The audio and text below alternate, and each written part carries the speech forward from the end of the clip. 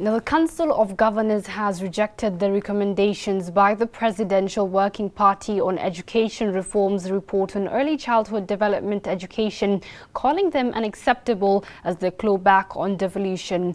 Among the recommendation was the establishment of the comprehensive school system, where all levels of learning are headed by one head of institution. The Council of Governors have agreed to continue to manage both the institutions and human resources for the constitutionally assigned functions in education.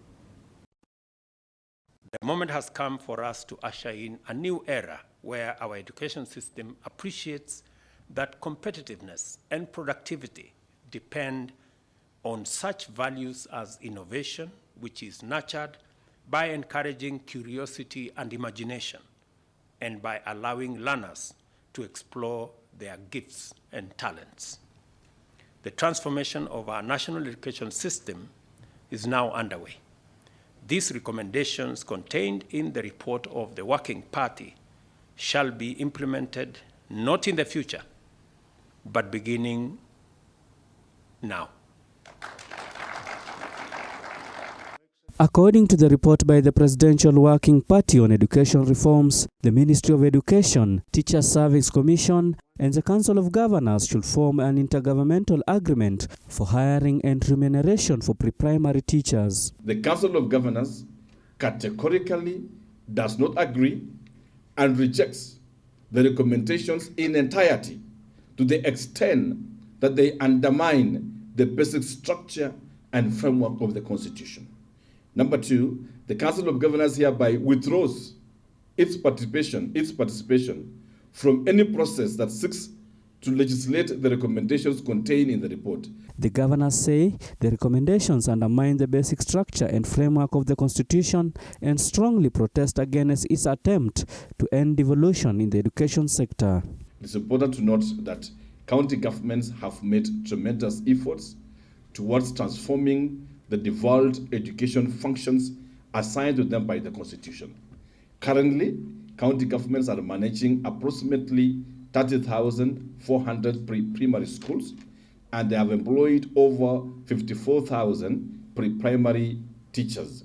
According to the Council of Governors Chairperson on Education Committee, Eric Mutai, convening of any devolved sector forum will strictly be done between the two levels of government and no other entities.